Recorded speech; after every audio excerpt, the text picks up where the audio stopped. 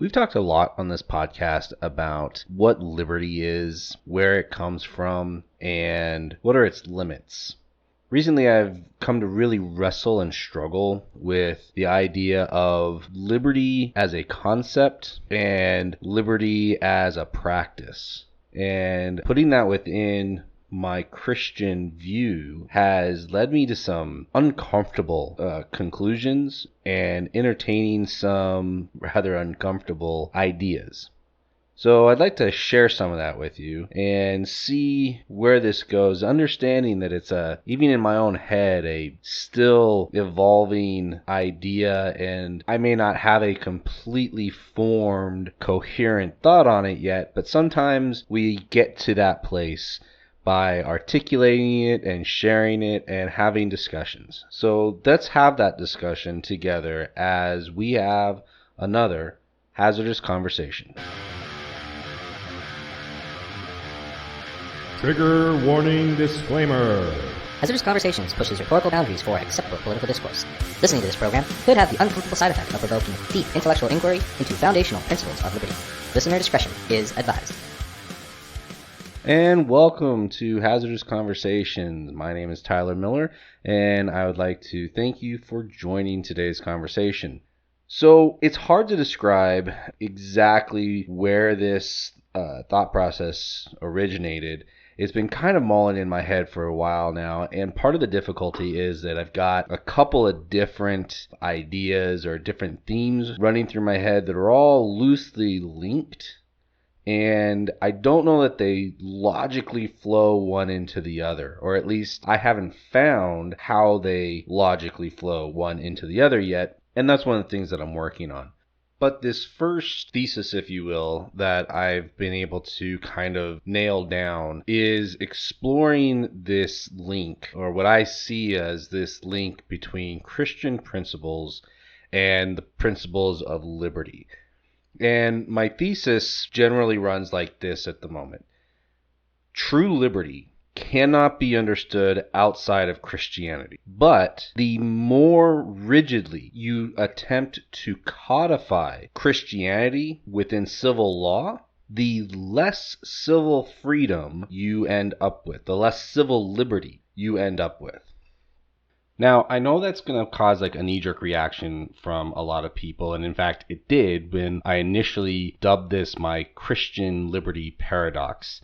I shared that with a few people, and I was getting a lot of backlash on that idea because a lot of people, when I shared that title with them, they thought that I was talking about Christian liberty, about the freedom that we have because of Christ's redemptive work and the grace that we receive and in forgiveness of our sins through his death and resurrection. They thought that I was speaking specifically about that type of liberty, when in reality, in my mind, I was actually talking about civil liberty, the liberty that we have in this country from our founding fathers, as they conceived it, as they wrote about it leading up to the Declaration of Independence, as they put it into the Declaration of Independence, and then as that evolved and went on into being enshrined in the form of government that we have in the Constitution.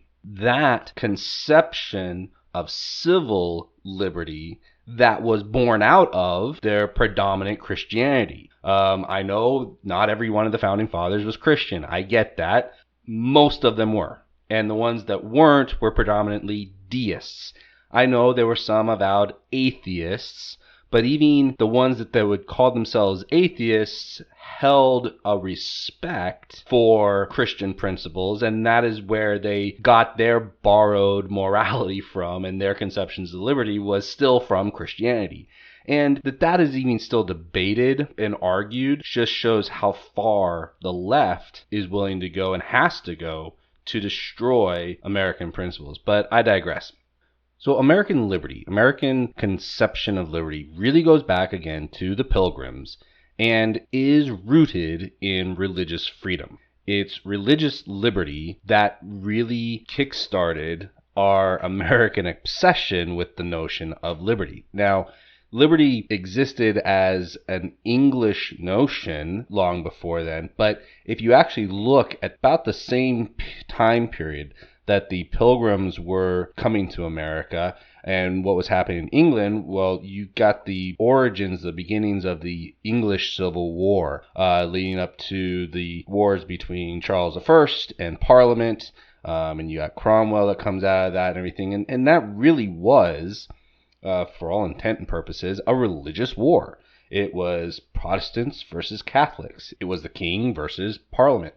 Now, the Pilgrims weren't fleeing that. It just happened to coincide with that. The Pilgrims came over in 1620, and things really kind of started roiling up in England about, a decade later, I believe, is when the first kind of rumbling started going on with that.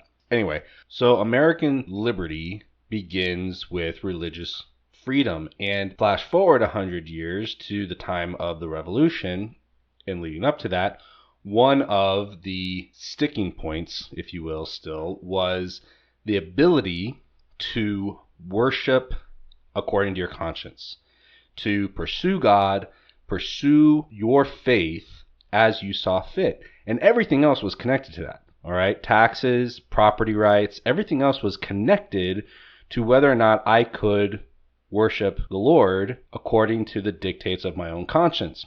And for better or worse, this is where the schisms in Christianity, the many different denominations, actually worked to produce this notion of tolerance and of liberty, of government should not be in the position of telling somebody how to follow God. Plain and simple. And that is where our American sense of liberty really comes from, is I do not have the right, nor should I have the right to force anybody else to follow my way, just as they should not have any right or ability to force me to follow their way.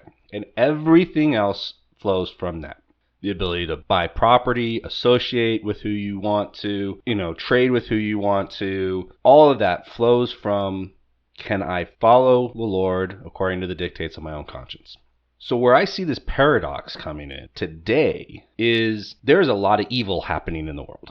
There is a lot of evil being advanced in the world and in our nation, from the transhuman, transgender lies to the COVID nonsense to all of these mysterious, catastrophes happening, from train derailments to chicken hatcheries to bird flu to you name it, okay? There's a lot of evil being pushed and pursued. And there is, amongst many Christians, a very strong desire and a very righteous desire to push back.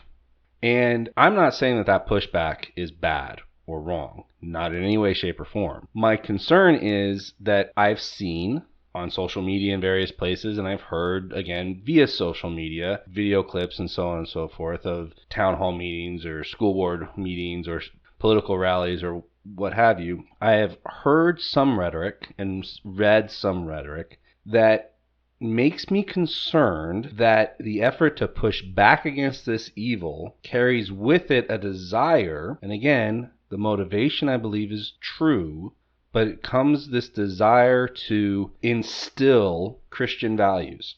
Now, don't get me wrong, instilling Christian values is not a bad thing. I'm not arguing that. But that push seems to be wanting to carry over into government, into taking institutions of government and making them places of proselytization. Not everywhere and not all places. And please don't misunderstand. I am not saying that religion has no place in government. That's not what I'm saying. And if that's what it's coming across, just please, I beg your pardon that these are thoughts that I'm still trying to form together. But I do want to, I want to get out there, sort of into the ether for you guys to start hearing them and give me some feedback on what you're hearing. That sometimes helps me refine my arguments. But the desire to instill Christianity in a way that would result in the destruction of civil liberty. And let me give you an example. Alcohol usage. Okay? Alcohol usage amongst different Christian denominations in terms of permissibility varies. This might come as a shock to some people, but there are some denominations of Christianity where drinking is strictly forbidden, according to the doctrines of that denomination. There are others that have a much more liberalized view on it, and there's others who simply preach moderation, all of which they claim is fully backed scripturally, and they are very zealous about their doctrines. If Christians, in the pursuit of trying to clean up the streets, were to go so far as to say we want to ban alcohol again, well, is that now you're instilling one particular denomination's doctrine that they believe is the true doctrine, and they're making that law or they're making that policy, and you are now suppressing the liberty of those who do not believe that. Now, you can make the arguments about it being, healthier or wiser, better, whatever, okay? But we're talking on a doctrinal basis, that the people who have won that doctrinal argument and have put those policies into place are now infringing on the religious liberty of those who do not hold those beliefs. Now, that's just an example, but it is, I think, a poignant example because you can take that and put it into many different other areas. Now, do I think that there's no place in public policy for Christian values? No, absolutely not. That's absurd. That's not what I'm saying. And again, if that's what you're hearing, please let me know so that I can work on ways to be better about conveying what I'm really meaning. So I'm not saying that Christian values, Christian principles have no place in public policy. Obviously, laws against murder, laws against rape, laws against adultery, laws against incest, laws against bribery, theft. We could go on and on. Those are all good, righteous laws that really don't infringe upon anybody's liberty, because there are no sane, rational people that I know of that argue that those are values that liberty protects and promotes. You can't look to history to say there was ever a time where liberty of any kind, religious or otherwise, protected the right to steal, protected the right to murder. Now, there are some religions, I acknowledge this, that so-called honor killings are an accepted or viewed as an acceptable thing, and that's a clash. That's a clash with our values. That's a clash with American, Western traditional values. And I don't know that I have a perfect answer for it, but I hope that the answer is not to constrain liberty, to constrain our traditional conceptions of liberty.